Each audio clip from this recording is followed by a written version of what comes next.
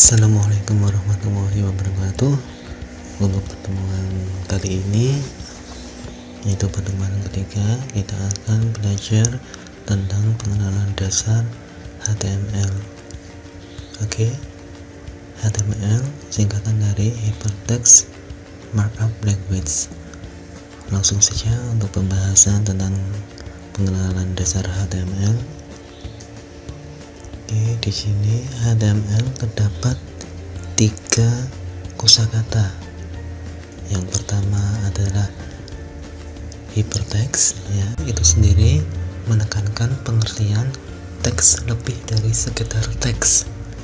Maksudnya, selain berfungsi sebagai teks biasa, sebuah teks di dalam HTML juga berfungsi sebagai penghubung halaman satu ke dalam halaman lainnya, yang dikenal dengan istilah link. Link inilah yang nantinya kita bisa melihat tidak hanya teks saja, tetapi juga bisa berupa gambar, audio, dan video. Jadi link inilah yang menjadi inti dari HTML itu sendiri. Kemudian kosakata yang kedua yaitu markup. Markup yaitu sebagai tanda, ya, atau penanda. Maksudnya, di dalam HTML kita akan menggunakan tanda-tanda khusus yang terstruktur oleh HTML. Tanda-tanda ini digunakan untuk mengatur format dan membuat struktur halaman web. Oke, untuk kosakata yang ketiga yaitu language. Arti dari language yaitu bahasa. Jadi di sini HTML tidak sama sekali menggunakan programming language, ya, tetapi hanya menggunakan language saja, yaitu bahasa, yaitu berupa teks dokumen murni. Oke, jadi bisa kita ambil sebuah kesimpulan bahwa HTML adalah sebuah bahasa yang menggunakan markup atau penanda atau tags di situ untuk membuat halaman web. Di sini HTML berperan untuk menentukan struktur konten dan tampilan dari sebuah web. Oke, untuk HTML bukan merupakan bahasa pemrograman karena HTML hanya menggunakan language sehingga tidak memiliki struktur dasar pada pemrograman atau bahasa programan yang lainnya yang memiliki struktur dasar seperti variabel, kondisi if, function, dan kelas selayaknya seperti bahasa pemrograman komputer yang ada. Jadi fungsi dari HTML adalah memperindah file teks biasa atau murni yang akan ditampilkan pada web browser, sehingga HTML merupakan format elemen-elemen struktur dokumen yang digunakan dalam web atau WWW, yaitu World Wide Web. Oke, di sini untuk membahas sebuah dokumen teks murni HTML, kita bisa menggunakan text editor dalam pembuatannya. Kita bisa menggunakan Notepad, Notepad++, Sublime, Visual Studio Code, TextMate, Tools, dan lain-lain. Selain itu, untuk menjalankan hasil dari HTML, kita bisa menggunakan web browser, yaitu Chrome, Firefox, Internet Explorer, Safari, Opera, dan lain-lain. Jadi, bisa kita analogikan bahwa HTML itu ibarat sebuah batu bata, ya. Jadi bisa kita ibaratkan seperti batu bata untuk membangun sebuah rumah. Jadi untuk membangun sebuah rumah kita perlu sebuah pondasi yang kita susun, yaitu berupa batu bata, sehingga menjadi pondasi dasar. Nah, di sini untuk membangun sebuah web, HTML tidak sendiri. Di sini kita juga bisa menggunakan CSS dan JavaScript. Oke, di sini kalau kita bisa ibaratkan CSS adalah sebuah ajian atau plesteran untuk menginginkan sebuah tembok yang halus, serta cat dinding untuk memperindah bangunan. Maka bisa diartikan bahwa CSS adalah bahasa khusus yang digunakan untuk memperindah sebuah tampilan web. Oke. Kemudian ada juga untuk JavaScript tambahannya, yaitu JS, yaitu JavaScript. Kita bisa ibaratkan bahwa JS itu untuk membangun sebuah rumah, sebuah JavaScript, ya. Kita bisa ibaratkan sebuah jendela, yang dimana jendela itu mempunyai sebuah fungsi, ya, mempunyai sebuah fungsi. Nah, jadi JavaScript adalah bertugas untuk membuat halaman web menjadi hidup, karena dengan JavaScript kita dapat menentukan fungsi-fungsi maupun efek yang akan diterapkan di website.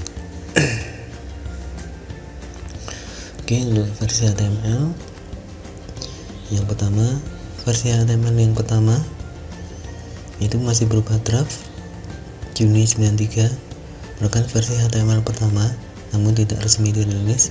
Kemudian untuk HTML 2 24 November 95,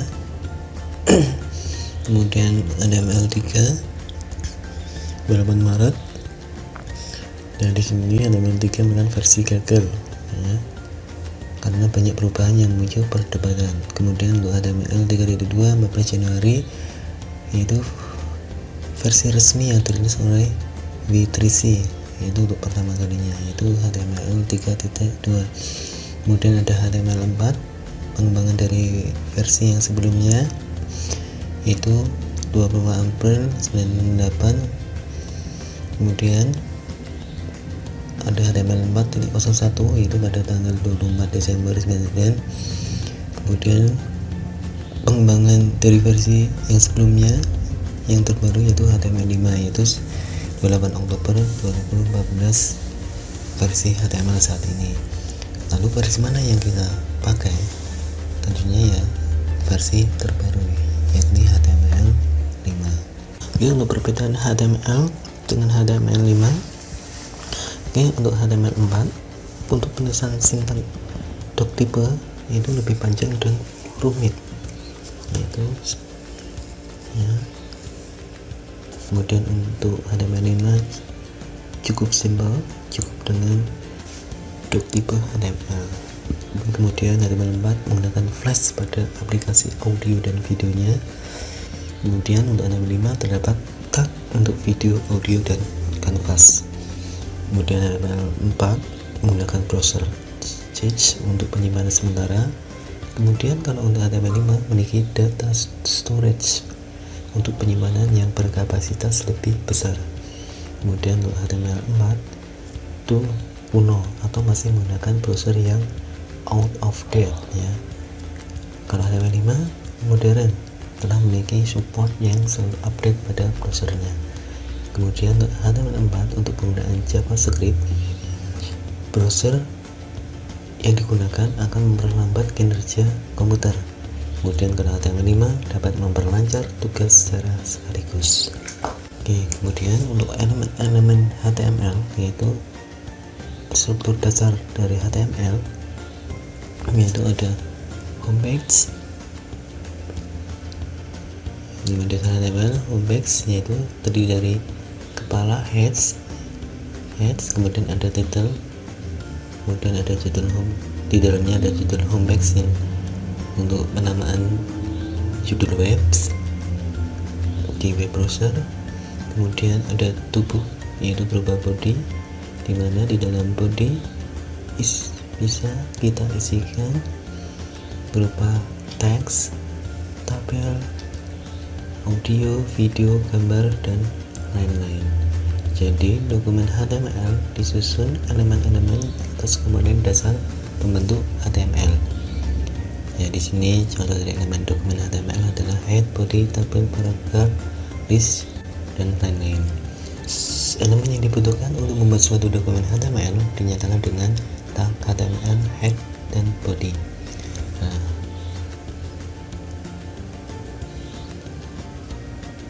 bisa disimbolkan untuk elemen head itu berisi informasi tentang dokumen tersebut ya, dokumen tersebut. Kemudian untuk elemen body berisi teks, tabel audio, video, gambar yang akan ditampilkan di browser.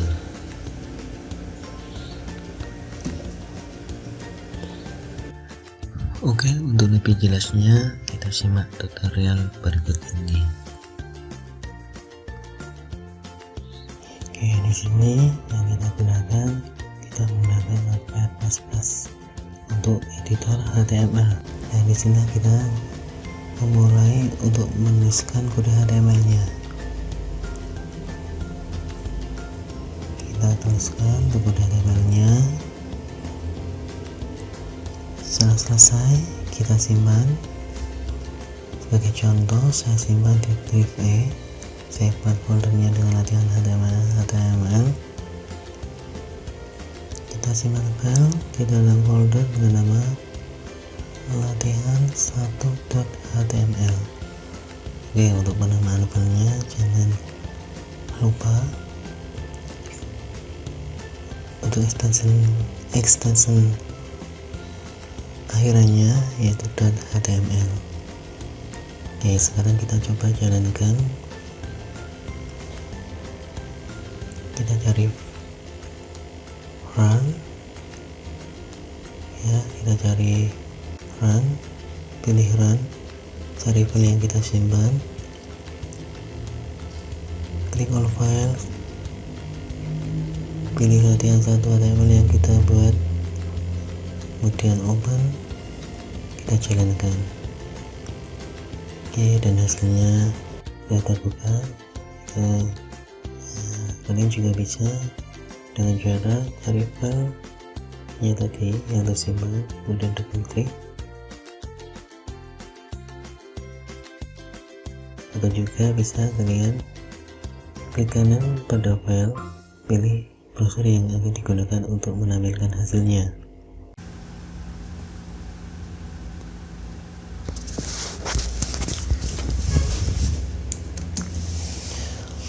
Oke, kita bahas satu persatu untuk kode HTML-nya yang kita tuliskan tadi.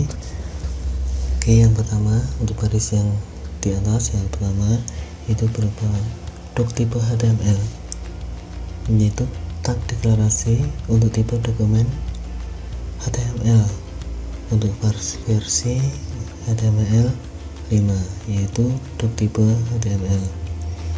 Kemudian head, bagian kepala dari HTML, head dimulai dari tag head dan diakhiri dengan slash head. Nah, untuk isi teks di antara head awal dan akhir head tidak akan ditampilkan dalam browser, yaitu baris 1, 2, 3, baris kelima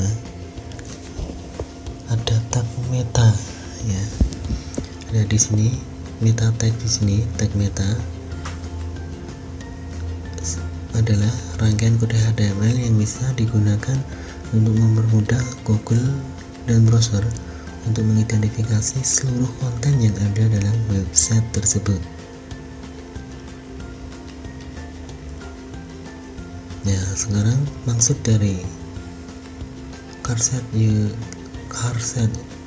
UTF-8 atau disebut dengan Universal Character Set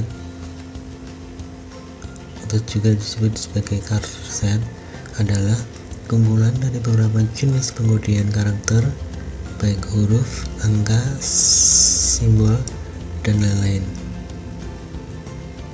Ya, untuk saat ini pengundian UTF-8 telah menjadi standarisasi untuk pengundian dalam sistem operasi, bahasa pemrograman, HP, dan software. Jadi bisa kita simpulkan bahwa tag meta charset UTF-8 berarti halaman tersebut telah memberi informasi terhadap browser dan search engine untuk melakukan pengundian karakter sesuai ketentuan UTF-8.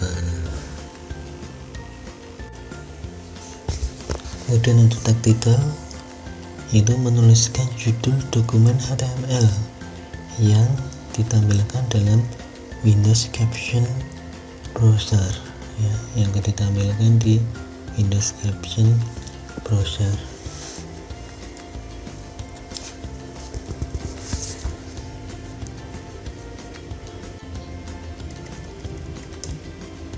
Oke, kemudian di dalam body kita menggunakan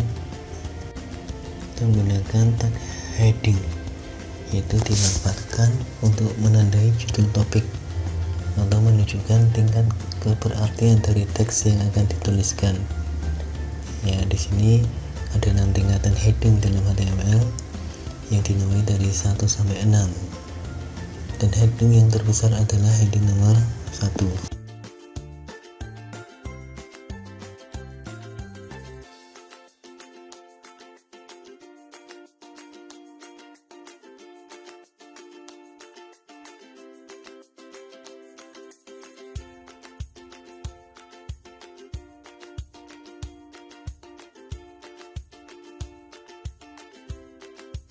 Tag B yang digunakan untuk penulisan paragraf, teks untuk paragraf. Kemudian diakhiri dengan slash body, kemudian ditutup dengan slash HTML. Demikian tutorial materi penjelasan mengenai pengenalan HTML dasar. Tunggu video tutorial berikutnya. Sekian dan terima kasih.